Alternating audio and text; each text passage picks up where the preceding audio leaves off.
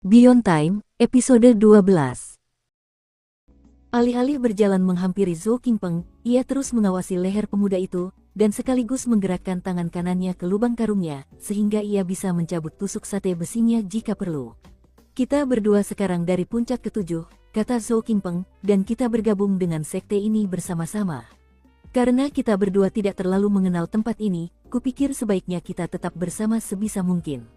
Dengan begitu, jika salah satu dari kita mengalami masalah, kita sudah punya teman yang bisa kita hubungi. Sebuah koneksi. Ia tampak sangat tulus saat kemudian menggenggam tangan Su Qing. Su Qing sedikit lega. Ia harus mengakui bahwa perkataan Zhou Qingpeng memang masuk akal. Jadi ia mengangguk. Zhou Qingpeng tersenyum dan mengatakan beberapa hal lagi. Melihat Su Qing tidak ingin banyak bicara, ia pun pergi untuk mengirim pesan suara dengan medali identitasnya. Kemudian, ia pergi bersama Su Xiaohui. Setelah menyaksikan mereka menghilang di kejauhan, Su Qing menatap medali identitasnya sendiri. Dapat mengirim pesan suara. Sambil memeriksa medali itu dengan rasa ingin tahu, dia mengirimkan sejumlah kekuatan roh ke dalamnya dan langsung melihat sejumlah besar informasi. Karena penasaran, ia pun berjalan sambil terus mempelajari medali tersebut. Sekembalinya di kota, ia menemukan gang sepi tempat ia menyimpan kotak brokat di tas penyimpanannya. Ia tidak berganti jubah Tao, melainkan tetap mengenakan jerkin tuanya yang kotor. Di siang hari, ketika kota masih rapi dan teratur, menjadi pemulung akan membuatnya mudah dikenali. Namun di malam hari, hal itu akan membuatnya lebih mudah berbaur. Dan ia pikir itu mungkin juga membantunya menghindari konfrontasi yang mengganggu.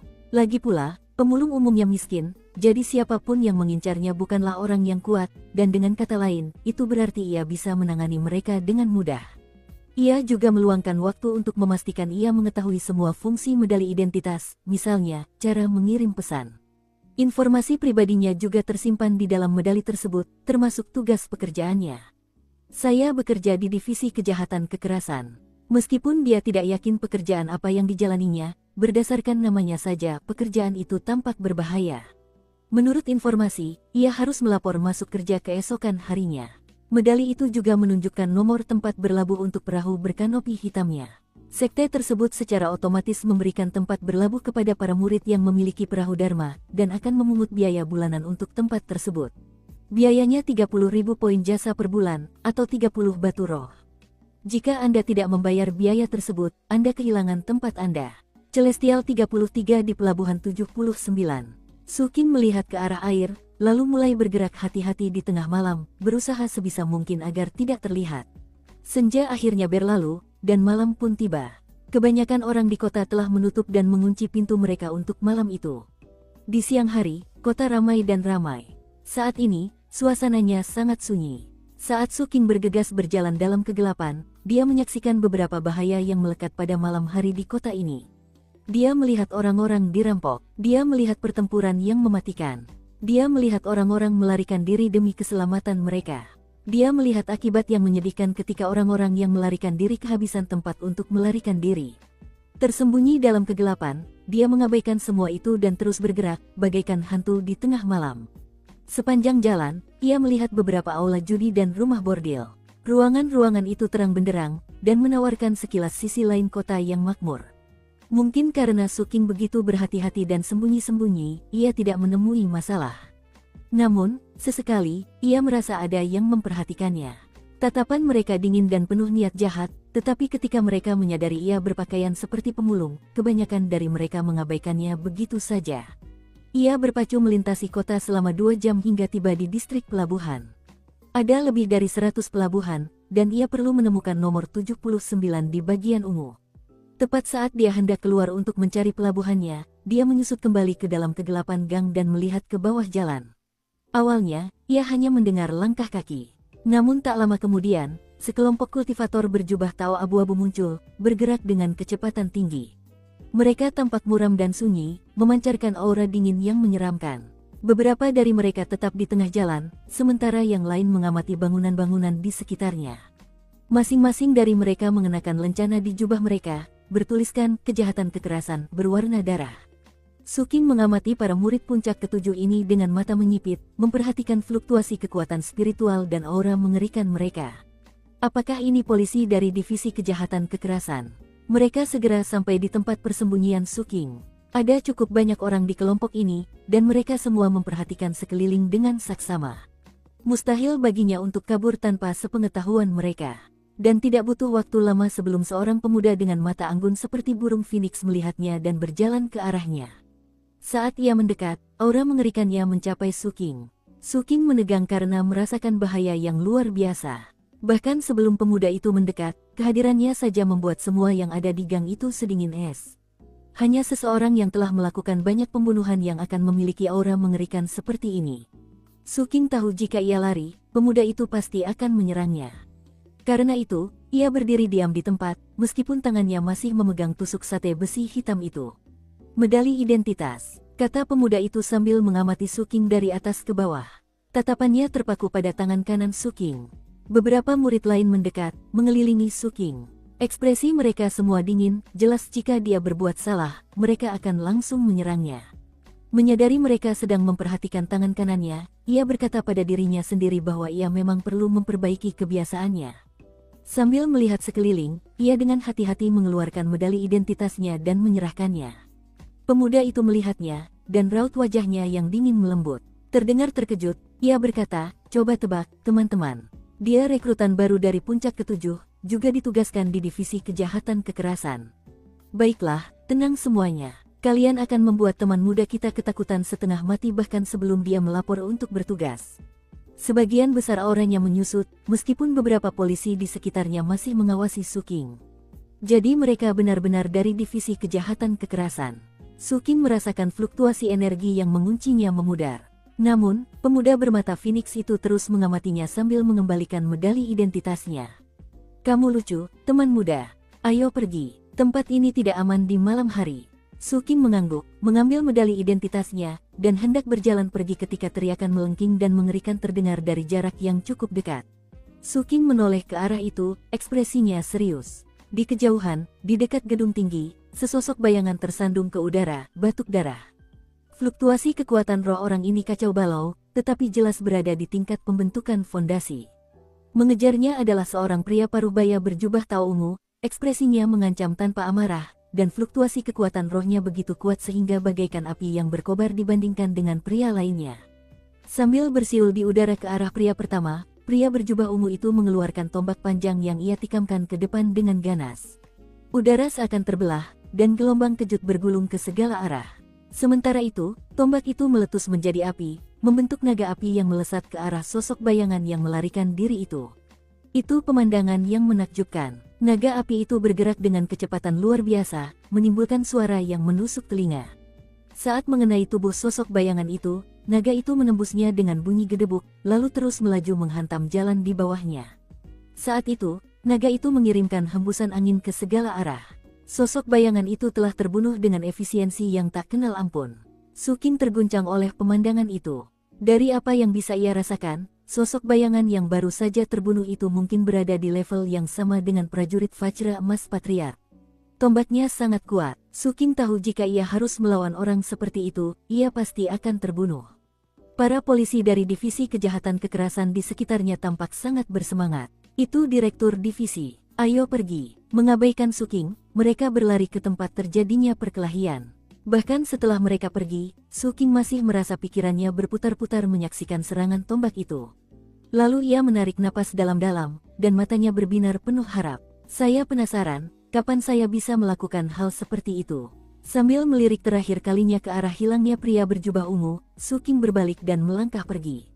Merasa malam itu tidak tenang, ia bergegas pergi. Butuh waktu sekitar 1 jam baginya untuk menemukan Harbor 79 yang berbentuk tapal kuda. Distrik pelabuhan berbeda dengan pusat kota. Suasananya sangat gelap, dan meskipun ada penjaga yang berpatroli, mereka tampak sangat waspada. Terlebih lagi, mereka menghindari siapapun yang mereka lihat. Jelas, kewaspadaan mereka muncul karena mereka khawatir terluka. Mereka juga menghindari Suking. Melihat ini, pemahaman Suking tentang tingkat bahaya di Seven Blood Eyes meningkat. Mendekati pelabuhan yang ditugaskan kepadanya, Suking merasakan kelembapan dalam angin laut dan dapat melihat deburan ombak. Ada perahu-perahu lain yang berlabuh di sana, tetapi mereka menjaga jarak satu sama lain. Kebanyakan berukuran kurang lebih sama, meskipun desainnya beragam. Namun, setelah mengamatinya sejenak dengan saksama, Suking menyadari bahwa kebanyakan dari mereka mirip dengan perahunya sendiri yang berkanopi hitam. Jumlahnya lebih dari 200. Konon, pelabuhan 79 begitu besar sehingga perahu-perahu yang berlabuh di sana hanya menempati sekitar 20% dari seluruh ruang yang tersedia. Beberapa perahu memiliki lampu yang menyala, tetapi sebagian besar diam dan sunyi. Ia tidak melihat ada murid di sekitar. Rupanya, semua orang meningkatkan kewaspadaan mereka saat malam tiba. Suking merasakan kekuatan roh di sini kuat, begitu pula mutagennya. Rupanya, mutagen itu berasal dari laut. Airnya begitu gelap sehingga dasar laut tak terlihat. Hal itu saja sudah membuat orang gelisah. Siapa yang bisa menebak bahaya apa yang mengintai di bawah sana? Sambil melirik ke arah air, Suking merasa bulu kuduknya berdiri, seperti yang sering terjadi di wilayah terlarang. Berlatih kultivasi di sini akan menghasilkan kemajuan pesat. Setiap momen kultivasi bagaikan bekerja di atas batu asah. Dengan itu, dia bergegas menuju Celestial 33. Itu adalah tempat yang terpencil, tanpa banyak perahu lain di dekatnya. Setelah tiba, Suking mengamati sekeliling, dan setelah memastikan ia sendirian, ia mengeluarkan kotak brokat, lalu botolnya. Ketika ia membukanya, perahu kecil di dalamnya melayang dan mendarat di air. Terdengar bunyi gedebuk keras, lalu air beriak saat perahu itu mengembang hingga panjangnya 9 meter. Gelap gulita, papan-papannya dipenuhi simbol-simbol magis yang memancarkan cahaya hitam, serta fluktuasi kekuatan roh yang luar biasa. Kanopi hitamnya tampak terbuat dari kulit sejenis binatang mutan. Sisik-sisik pada kulitnya terlihat jelas. Perahu itu tampak sangat kokoh. Ada sebuah figur di haluan perahu, menggambarkan kepala buaya besar, mulutnya yang menganga penuh gigi setajam silet. Patung itu tampak ganas, dan memancarkan aura brutal. Dari kejauhan, perahu kecilnya benar-benar tampak seperti buaya yang mengapung di atas air. Bulan bersinar, menyelimuti buaya raksasa itu dengan cahayanya. Dari kejauhan, perahu itu tampak hidup dan sedang bernapas, menyerap esensi bulan. Di saat yang sama, cahaya bulan tampak semakin intens saat masuk ke dalam perahu, lalu mengalir ke area tersebut. Suking hanya melihatnya sebentar.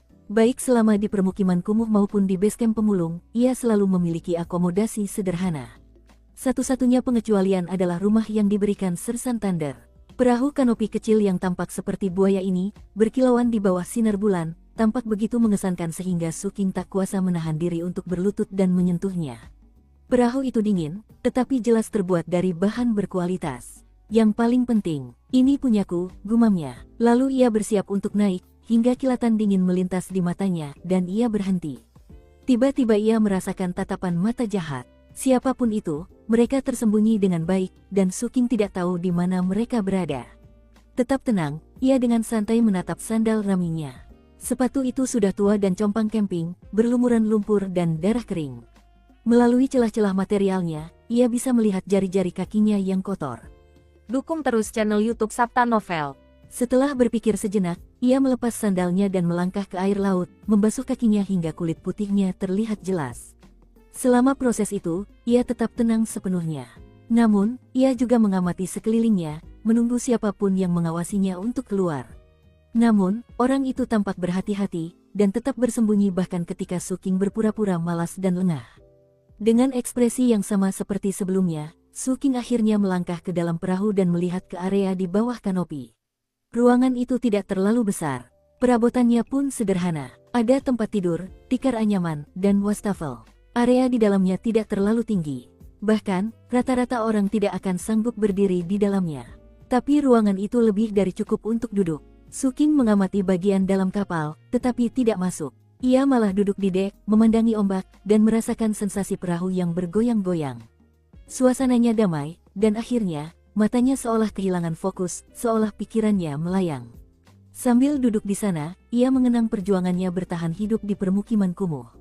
Ia memikirkan kamar tidur kecil tempat ia bersembunyi, dan betapa dinginnya malam itu. Bahkan, selama musim dingin, angin begitu dingin sehingga ia sering bertanya-tanya apakah ia akan bangun keesokan harinya. Saat itu, bukan hal yang aneh bagi orang untuk mati kedinginan di malam hari. Itulah sebabnya ia takut kedinginan. Atau mungkin bukan karena ia takut kedinginan, hanya ingatannya tentangnya. Saat dia duduk dengan tenang di dek, dia menatap bulan, dan teringat kembali pada orang pertama yang pernah dibunuhnya, bertahun-tahun yang lalu. Orang itu kelaparan dan ingin membunuh Suking lalu memakannya. Perkelahian pun terjadi, dan meskipun perjuangannya berat, Suking berhasil membunuhnya terlebih dahulu. Kemudian ia memenggal kepalanya dan meletakkannya di luar pintu kamarnya. Sejak saat itu, orang-orang memandangnya dengan cara yang berbeda. Saat perahunya terombang-ambing di air, Suking teringat kejadian itu, dan berpikir, haruskah saya melakukan hal yang sama lagi? Tiba-tiba dia mencondongkan tubuh ke belakang, dan aliran cahaya dingin melesat tepat di depannya. Setelah menghindari cahaya, tatapan kosong di matanya lenyap. Selama ini itu hanya akting, dan kini, rasa dingin yang sebenarnya menusuk ke dalam dirinya. Akhirnya kau menunjukkan dirimu, geramnya. Air di samping perahu meletus ketika seorang pria melesat keluar, langsung menuju Suking, cahaya dingin berkilauan di tangan kanannya. Itu adalah belati, dan bahkan di bawah sinar bulan, orang dapat melihat bahwa belati itu tertutupi racun. Suking segera menilai penyerangnya. Ia adalah seorang rekan seperguruan berjubah Tao abu-abu. Ia tidak mengenakan penutup wajah, sehingga terlihat bahwa usianya sekitar 30 tahun. Meskipun ia baru berada di tingkat kelima kondensasi Qi, Suking dapat merasakan bahwa ia berbahaya. Ekspresi murid itu ganas, dan matanya dipenuhi niat membunuh. Ia bergerak dengan kecepatan luar biasa, dalam sekejap mata, belatinya sudah hampir mengenai dada Suking. Mata Suking berbinar dingin saat ia mengabaikan belati itu dan malah mengulurkan tangan kanannya untuk meraih lengan pria itu. Melepaskan kekuatan kultivasi tubuhnya, ia mengangkat pria itu ke udara. Mata pria itu terbelalak tak percaya saat Suking membantingnya ke dek kapal.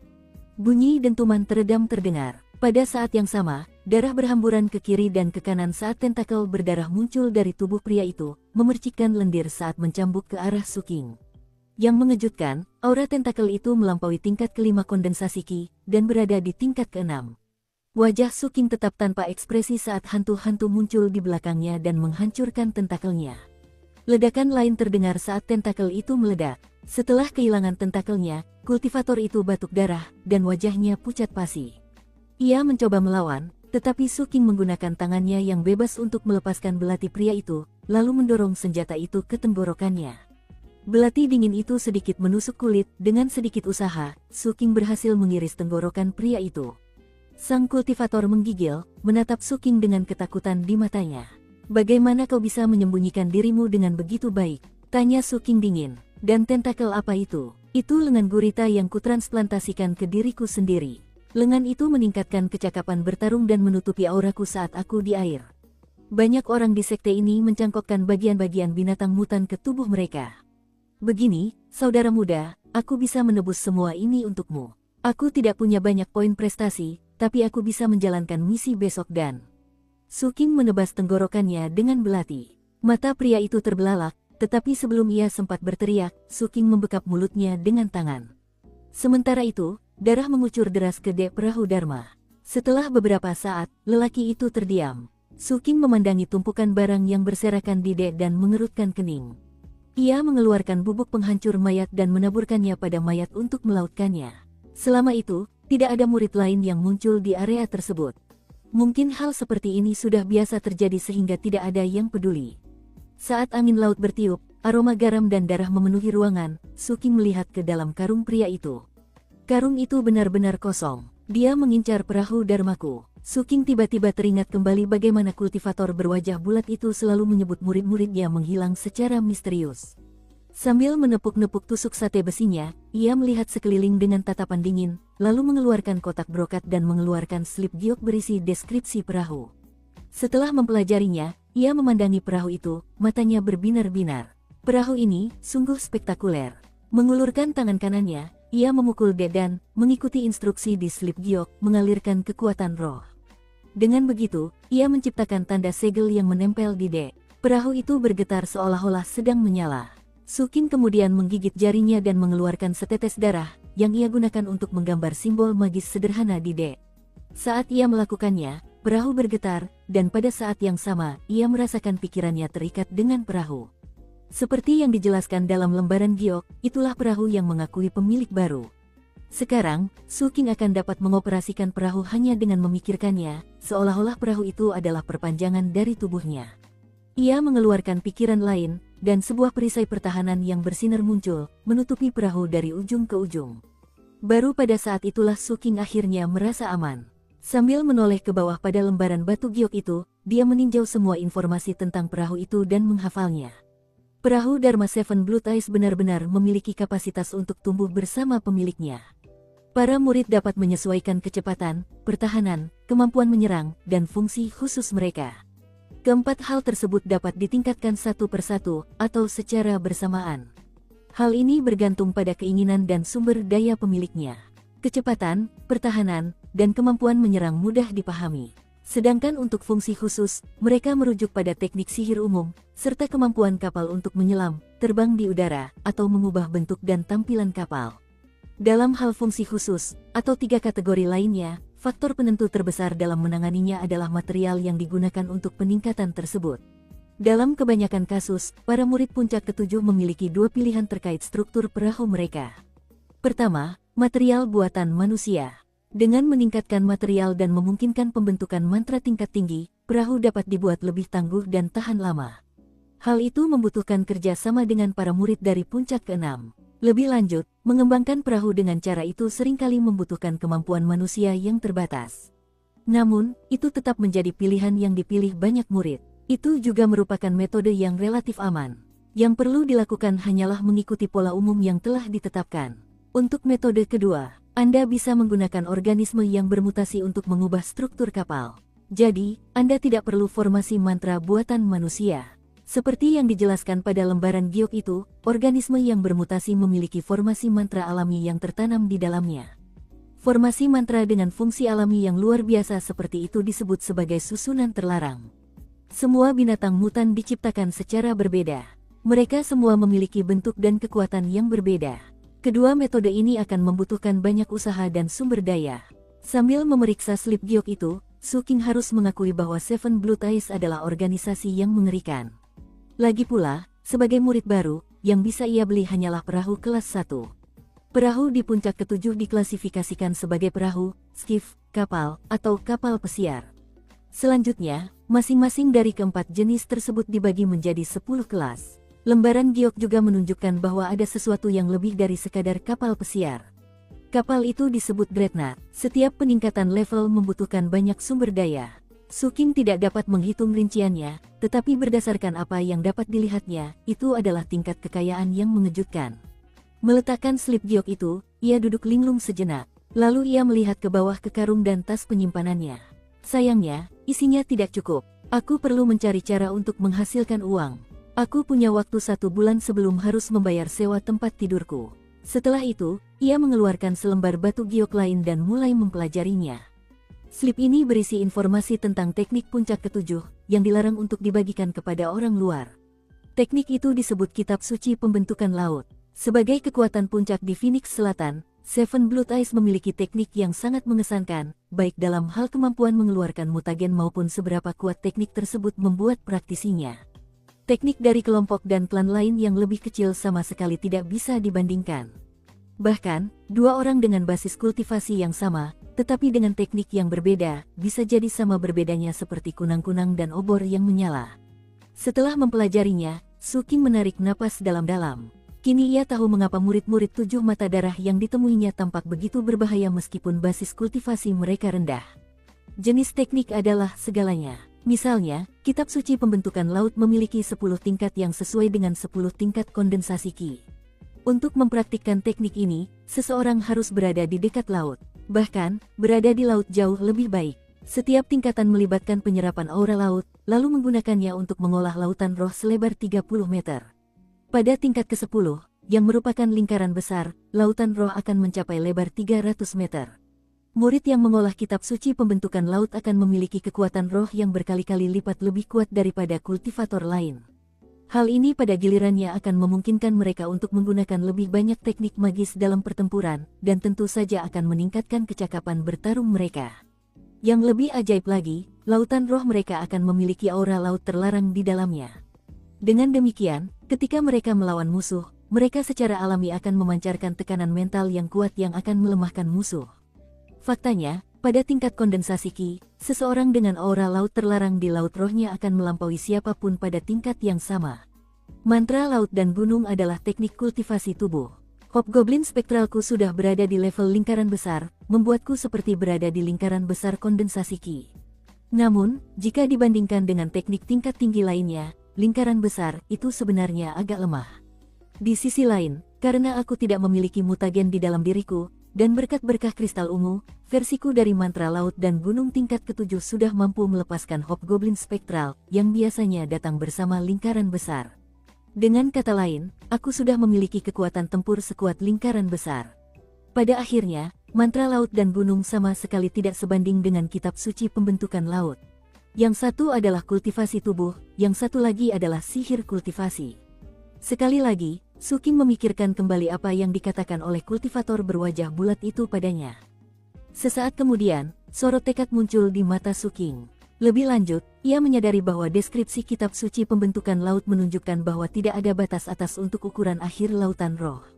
Setiap orang mempunyai konstitusi yang berbeda, dan tingkat mutagennya pun berbeda. Semakin sedikit mutagen yang dimiliki seseorang, semakin besar lautan roh yang dapat berkembang.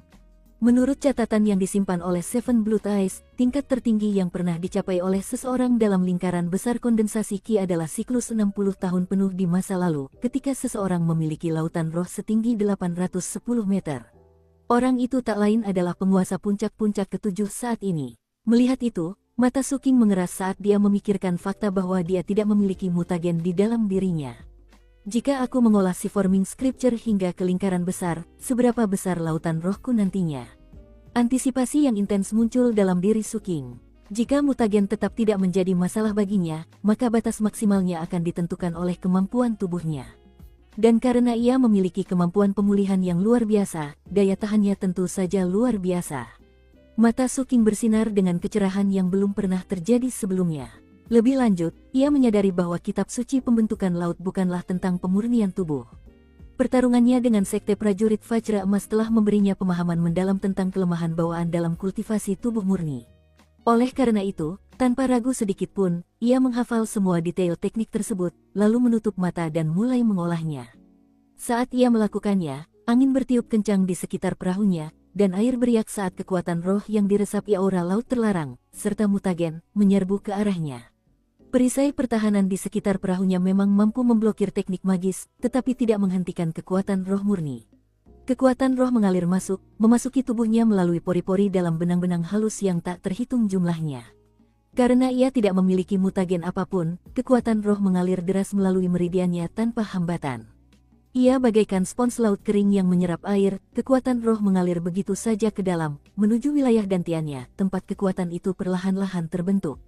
Saat ia terus berkultivasi, ia merasakan mantra laut dan gunung diaktifkan oleh kitab suci pembentukan laut. Namun, meridian yang digunakan oleh kedua teknik tersebut berbeda, sehingga ia menekan mantra laut dan gunung. Namun, mantra laut dan gunung tampak bergetar karena hasrat, sehingga akhirnya ia berhenti menekannya. Seketika, mantra laut dan gunung melonjak aktif, menyebabkan aliran kekuatan roh meningkat drastis. Saat bertemu di wilayah dantiannya, lautan roh di sana mulai meluas. Itu merupakan kejutan besar bagi Su King. Kedua teknik itu tampaknya bekerja sama. Mantra laut dan gunung tidak bersaing dengan kitab suci pembentukan laut, melainkan membantunya. Melihat tidak ada alasan untuk tidak melakukannya, Su King membiarkan energi dan darahnya membengkak, menyebabkan hobgoblin spektral muncul. Hobgoblin itu mendongak dan meraung tanpa suara, mengangkat tangannya seolah-olah sedang mengangkut lautan. Akibatnya, kekuatan roh laut terlarang mengalir dengan kekuatan yang lebih besar. Yang mengejutkan Su King, lautan roh di wilayah dantiannya sudah berjarak 30 meter dari sisi ke sisi. Dia telah menyelesaikan level pertama dari si forming scripture. Kemudian, sebuah getaran merasukinya ketika, sebelum ia menyadari apa yang sedang terjadi, ia berpindah ke tingkat kedua. Dan kemudian, tingkat kedua mencapai lingkaran besarnya sendiri. Secepat ini, tanpa ragu sedikit pun, ia melanjutkan ke tingkat ketiga. Di dalam dirinya, lautan roh tumbuh dan tumbuh, 63 meter, 66 meter, 69 meter. Saat ia melanjutkan perjalanan, kekuatan roh di luar perahunya menciptakan pusaran. Angin bertiup kencang, dan ombak membesar begitu besar sehingga para penjaga di pantai menoleh. Mereka tampak terkejut, murid aneh mana yang sedang mengembangkan kultivasinya. Mereka menyerap kekuatan roh dengan sangat cepat. Saat mereka menyaksikan dengan kaget, pusaran itu berputar semakin besar, menyebabkan permukaan Teluk Beriak semakin liar. Banyak perahu bergoyang naik turun sedemikian rupa sehingga para murid di dalamnya memandang keluar dengan cemberut dingin. Namun, ekspresi mereka segera berubah menjadi terkejut. Apa yang sedang terjadi? Pusaran itu terus membesar. Di dalam perahunya, Suking gemetar saat lautan rohnya melampaui tanda 90 meter dan mencapai 111. Dan itu terus berlanjut, 114, 117, 120. Suking membuka matanya, dan matanya berkilauan dengan cahaya ungu yang cemerlang. Kitab suci pembentukan laut, tingkat keempat. Malam itu, Suking mengolah kitab suci pembentukan laut, memperoleh banyak terobosan dan akhirnya mencapai tingkat keempat. Kecepatan kemajuannya agak keterlaluan, dan membuat semua murid puncak ketujuh di sekitarnya terkejut. Konon, murid-murid puncak ketujuh dikenal suka menyembunyikan kemampuan asli mereka. Oleh karena itu, setelah menyadari bahwa perahu Suking baru tiba di daerah itu, yang menandakan bahwa ia adalah murid yang baru dipromosikan, sebagian besar dari mereka kembali ke perahu masing-masing dan tidak memperhatikan lebih lanjut. Tentu saja, sebenarnya, mereka semua sedang mencari tahu lebih banyak informasi tentang siapa murid baru ini. Saat matahari akhirnya mengintip di balik cakrawala pagi, memancarkan cahayanya ke laut, Suking membuka matanya. Cahaya ungu memancar keluar, dan bertahan selama beberapa lusin tarikan napas sebelum akhirnya menghilang. Meninggalkan ekspresi terkejut, seiring berlalunya malam, kemajuan Suking melambat, dan dia hanya berhasil melakukan satu terobosan lagi, sehingga dia berada di level kelima kitab suci pembentukan laut. Meski begitu, tingkat kemajuan itu melampaui apapun yang dapat diprediksinya akan terjadi. Mantra laut dan gunung bekerja bersama dengan kitab suci pembentukan laut, pikirnya tak percaya. Ia tampak berbeda dibandingkan hari sebelumnya. Sudut-sudut tajam di wajahnya kini sedikit lebih lembut, dan ada sesuatu dalam dirinya yang tampak lebih murni. Itulah aura yang dibawa oleh si Forming Scripture. Saat merasakan lautan roh setinggi 150 meter di dalam dirinya, Suking teringat kembali pada pepatah yang berhubungan dengan mantra laut dan gunung. Goblin dapat memindahkan gunung, Hobgoblin dapat mengangkut lautan. Namun, berdasarkan analisisnya, ia cukup yakin kemajuan pesatnya bukan karena mantra laut dan gunung, melainkan karena sama sekali tidak ada mutagen di meridiannya. Ia seperti wadah yang ditempa dengan baik, tidak masuk akal membandingkannya dengan seseorang yang baru saja mulai berlatih kultivasi. Wajar saja jika ia berhasil melewati tahap-tahap awal karena besarnya kekuatan roh yang mengalir ke dalam dirinya. Itu juga menjelaskan mengapa ia melambat di paruh terakhir malam itu. Ada batas kemampuan wadah yang ditempa dengan baik itu. Meski begitu, saya berhasil mencapai satu terobosan lagi. Kecepatan saya memang ada batasnya, tapi seharusnya saya masih bisa maju relatif cepat. Saat ia merenungkan segalanya, matanya berbinar. Ia tidak hanya membuat kemajuan dalam kitab suci pembentukan laut semalam. Ia juga membuat beberapa kemajuan dalam mantra laut dan gunung. Dia sekarang sangat dekat dengan level ke-8. Yang terpenting, setiap level kitab suci pembentukan laut dilengkapi dengan teknik magis. Menatap tangan kanannya, Suking memancarkan pikiran, dan menyaksikan setetes air laut tiba-tiba terbentuk di telapak tangannya. Dalam sekejap mata, air itu berubah menjadi bola air sebesar kepala manusia. Kemudian, ia berubah menjadi bentuk belati terbang, lalu perisai, dan kemudian burung. Bola air itu terus bertransformasi, jumlah airnya berubah tergantung benda apa yang dibentuknya. Setiap benda memiliki berat dan tingkat kekuatan yang berbeda.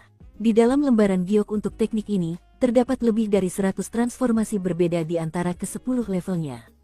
Semuanya memancarkan hawa dingin yang menusuk tulang serta aura laut terlarang, yang akan sangat mengintimidasi lawan. Namun, transformasi mereka bukan hanya mengintimidasi, melainkan juga sangat perkasa. Bola air itu memiliki daya ledak yang begitu dahsyat sehingga ia dapat dengan mudah mengalahkan para pemulung yang ia temui di tingkat kelima kondensasi Ki. Berdasarkan apa yang Suking ketahui, hanya dibutuhkan tidak lebih dari 40 bola air ini untuk membunuh versi lamanya dalam pertempuran. Dan sekarang, dengan lautan roh sepanjang 150 meter ini, ia bisa menciptakan 50 bola air. Jika semua transformasinya ditambahkan, tingkat kekuatan itu, bahkan sekarang, bisa sangat mematikan jika digunakan untuk melawannya, meskipun ia pasti akan bertahan lebih lama dalam pertarungan seperti itu daripada versi lamanya. Mungkin agak berlebihan, tetapi dia telah mengolah mantra laut dan gunung hingga 70% selesai, namun dia sudah sama kuatnya dengan seseorang yang berada di tingkat ke-10 dari teknik itu. Dengan kata lain, orang biasa yang menguasai mantra laut dan gunung hingga tingkat ke-10 akan tetap kesulitan membunuh murid puncak ke-7 yang telah menguasai kitab suci pembentukan laut hingga tingkat ke-5. Hal ini membuat Suking semakin menghargai Seven Blood Eyes, begitu pula kemampuan bertarung para pengikut Seven Peak. Kultivator nakal bahkan jauh berbeda dengan murid sekte. Saat ini, Aku yang baru hanya butuh beberapa menit untuk membunuh versi lamaku. Meskipun basis kultivasinya belum berkembang pesat, kemampuan bertarungnya telah meningkat pesat. Bahkan, ia merasa seperti sedang menempuh jalan yang berbeda dari sebelumnya.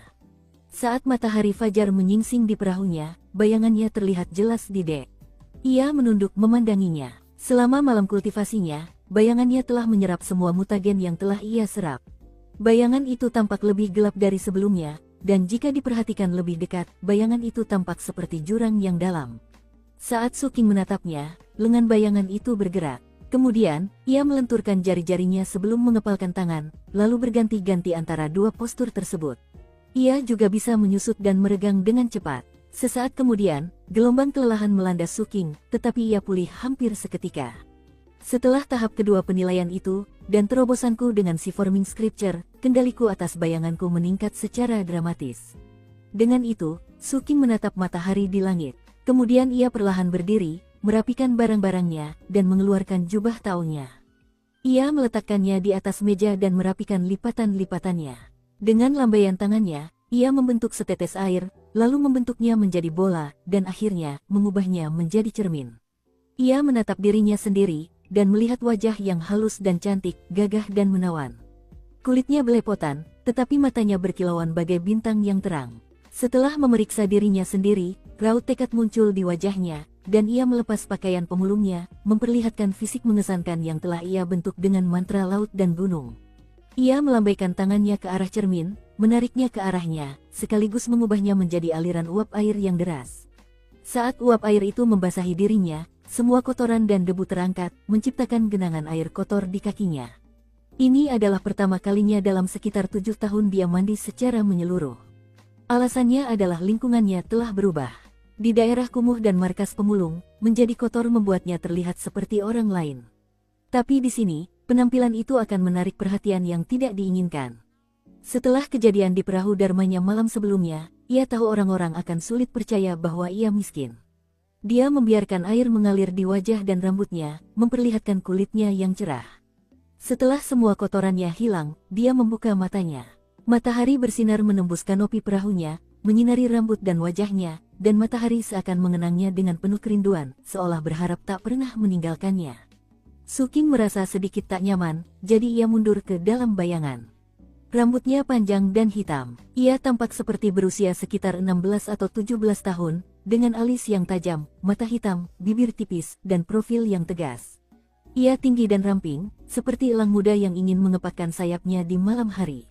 Dia tampak dingin, kesepian, dan mengintimidasi, tetapi di saat yang sama, memiliki sedikit sifat kekanak-kanakan seorang anak muda. Namun, itu justru membuatnya semakin gagah. Setelah mengamati tangannya sejenak, ia mengambil jubah tao abu-abu dan mulai mengenakan berbagai macam pakaian, dimulai dari pakaian dalam.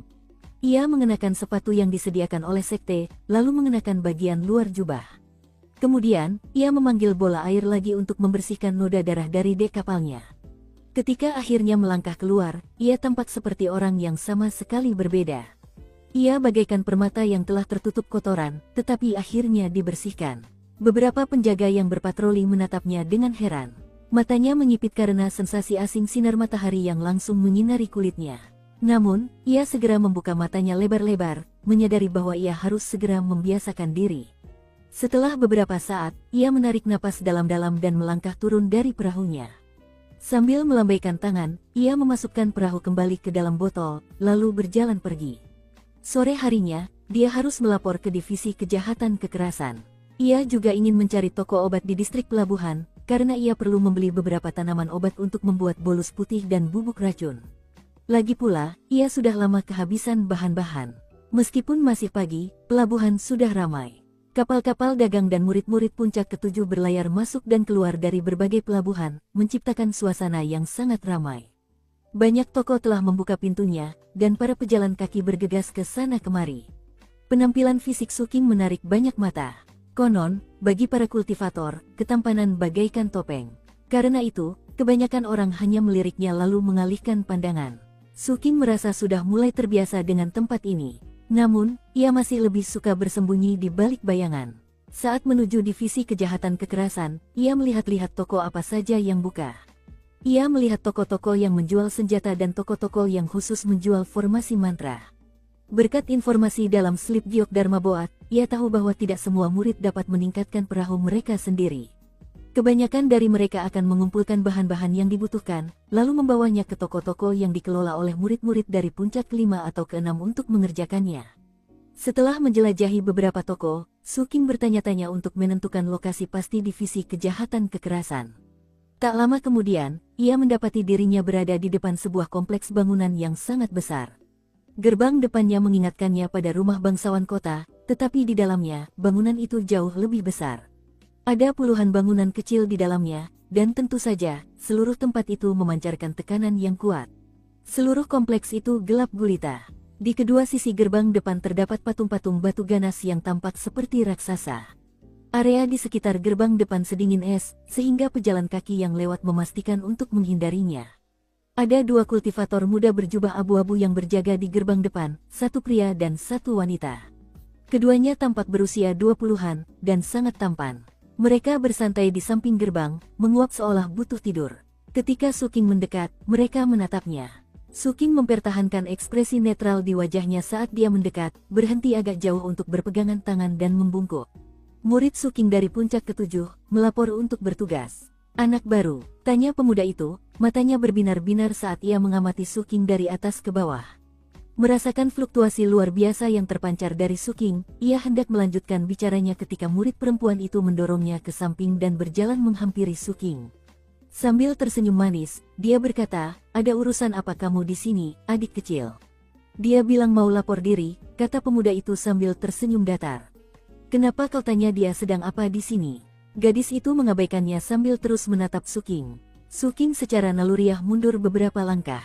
Ia tidak suka terlalu dekat dengan orang-orang, dan terlebih lagi, ia ingin mengamati mereka berdua sejenak.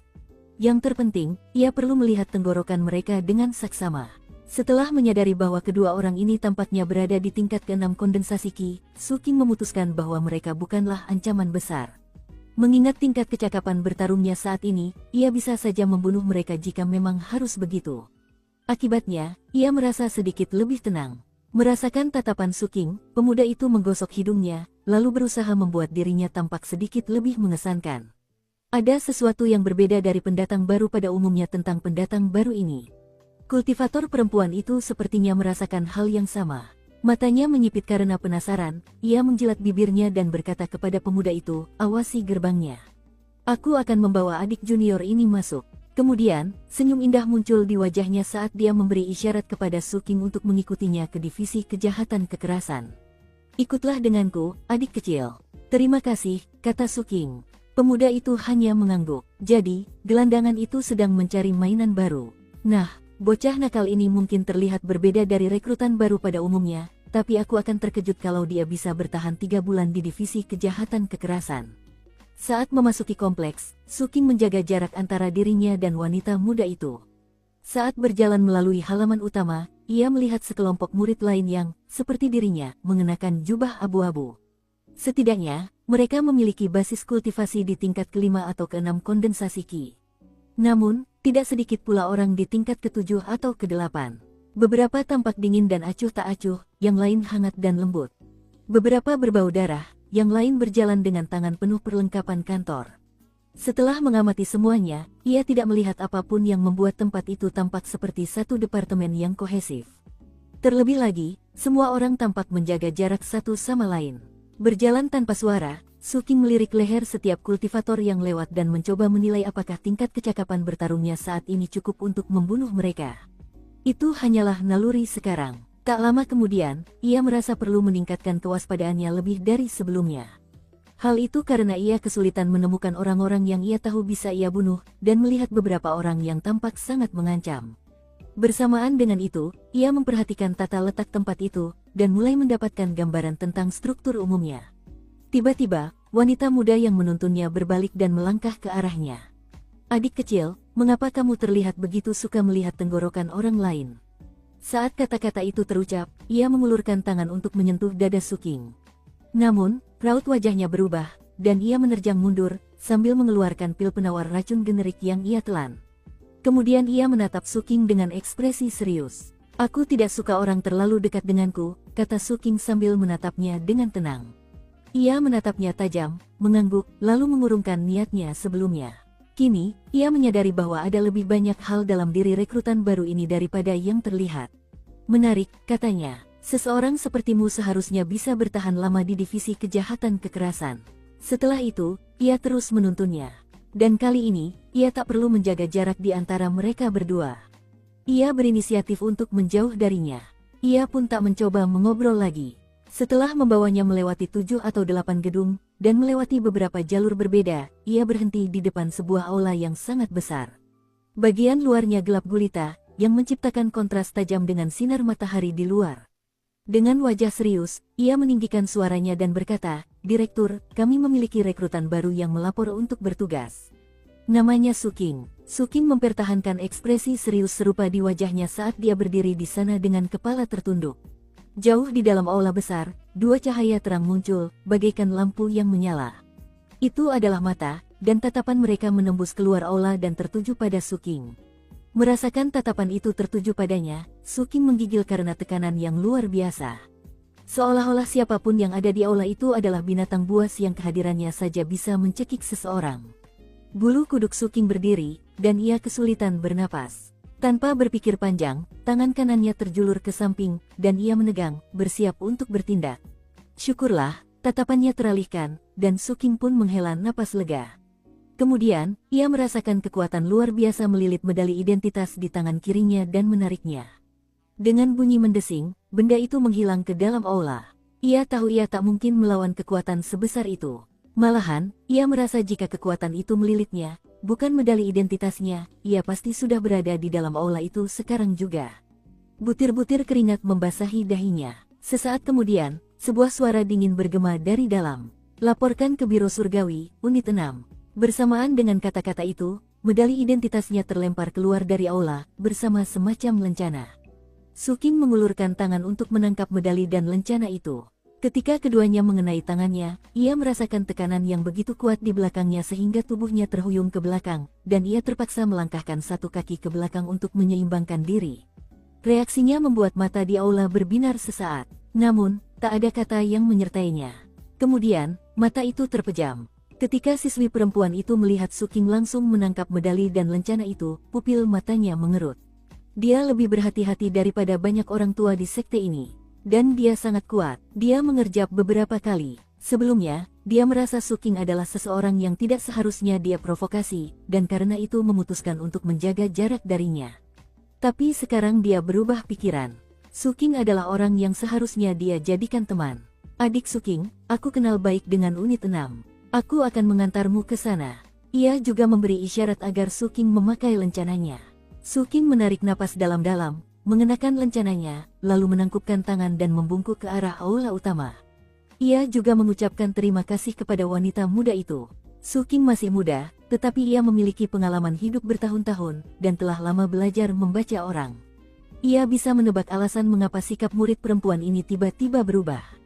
Penilaiannya benar. Sambil menuntunnya, gadis itu memperkenalkan dirinya. "Adik muda, nama saya Su Yan Hong, dari Biro Bumi, Unit 9. Kebetulan, saya ditugaskan untuk berjaga di gerbang utama hari ini. Kurasa kita berdua memang sudah takdir bertemu." Catatan, marga Su Yan Hong berbeda dengan marga Suking, sebenarnya sama dengan karakter wanita lain yang kita temui sebelumnya, Su Xiaohui. Yan berarti berwarna-warni, dan Hong berarti merah. Kita lanjut ke alur ceritanya.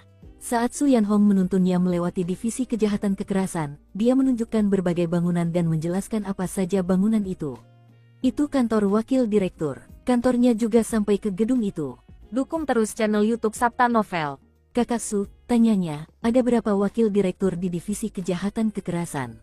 Mendengar Suking memanggilnya kakak, gadis itu tersenyum dan mulai menjelaskan. "Ada 1 direktur dan 4 wakil direktur. Mereka memimpin 4 biro langit, bumi, langit, dan terestrial. Setiap biro memiliki 9 unit jalan. Kamu ditugaskan ke Biro Langit, Unit 6. Kamu benar-benar beruntung. Wakil Direktur Biro Langit menghabiskan sebagian besar waktunya menyendiri, jadi kamu tidak akan sering bertemu dengannya. Dengan kata lain, kamu akan bisa sedikit bersantai. Catatan, kalian yang pernah membaca A Will Eternal mungkin ingat sistem pemeringkatan dalam novel itu yang juga menggunakan kata langit, langit, dan bumi. Biro-biro di divisi kejahatan kekerasan menggunakan pola aksara Tionghoa yang sama.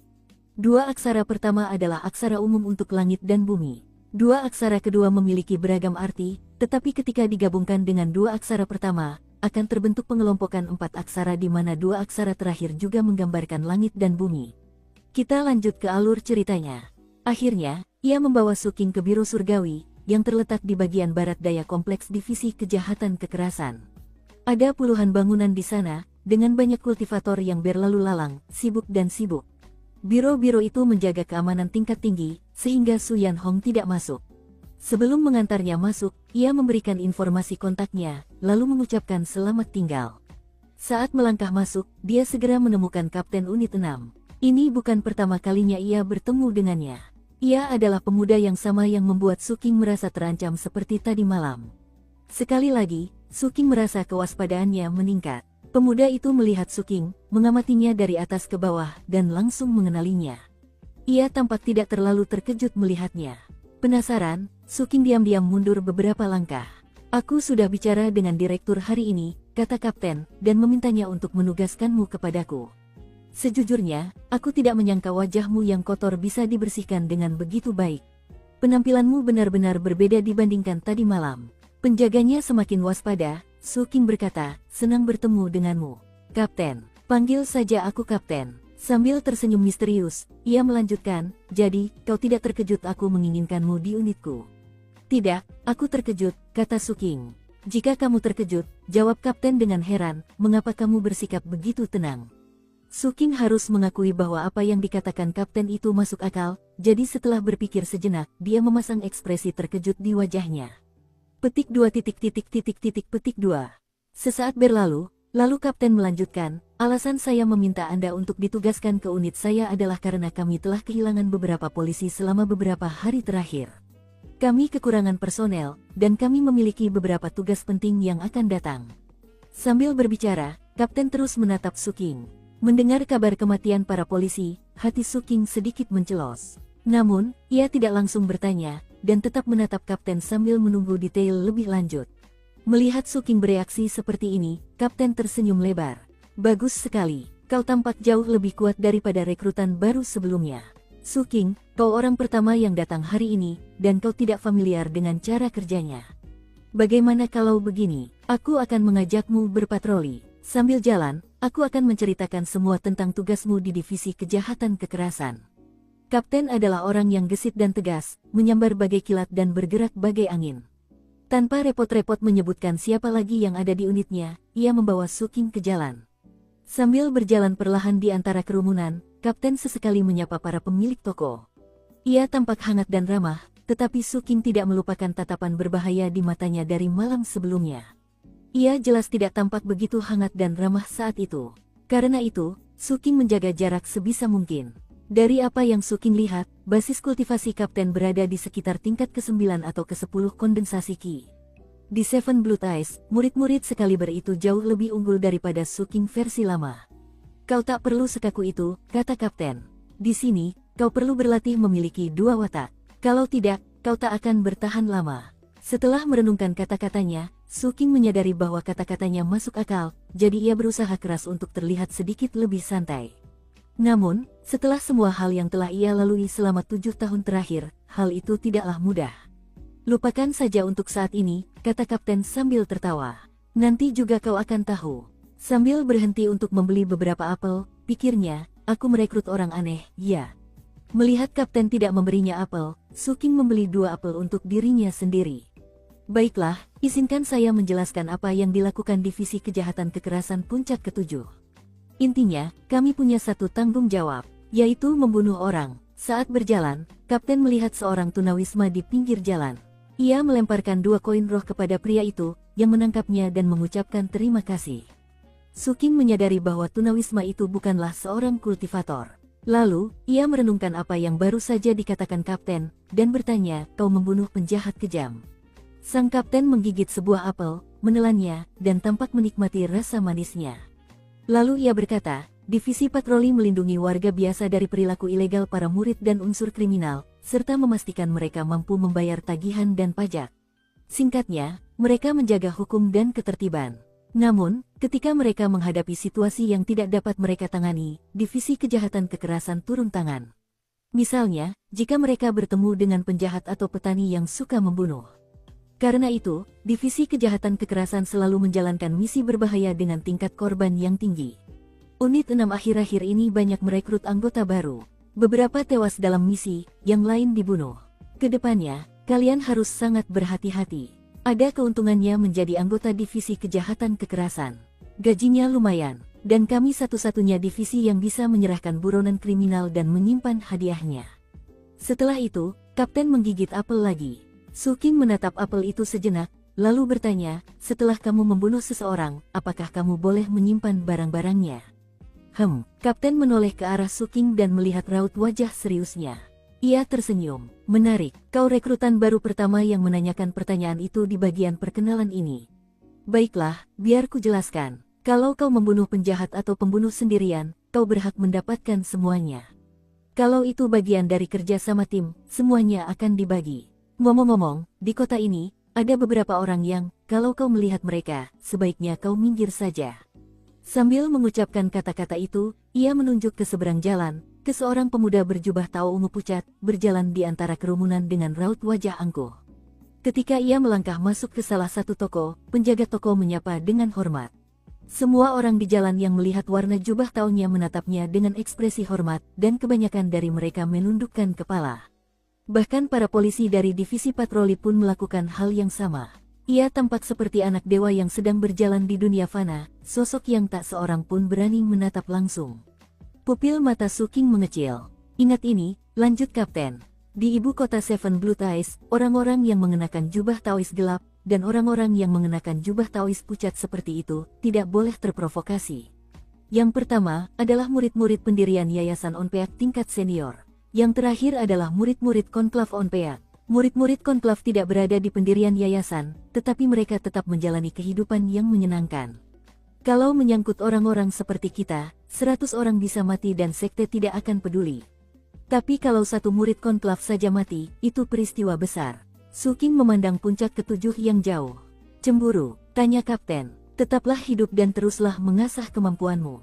Begitu kau mencapai tahap pendirian fondasi, bahkan para murid Konklav pun harus menundukkan kepala kepadamu.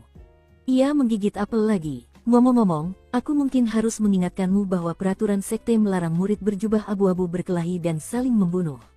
Tapi itu hanya aturan tertulis. Perkelahian dan pembunuhan sebenarnya terjadi setiap saat. Kau hanya perlu mencari cara yang baik untuk membuang mayat-mayat itu. Sejujurnya, cara terbaik adalah dengan mengambil poin jasad dan batu roh mereka.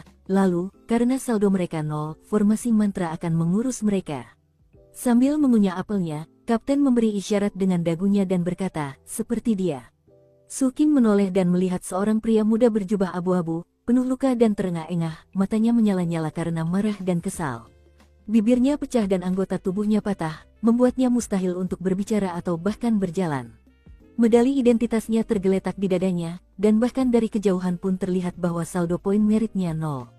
Saat Su King menatapnya, seberkas cahaya hitam melesat turun dari atas dan membakar abis pemuda itu, hanya menyisakan sedikit abu yang berterbangan.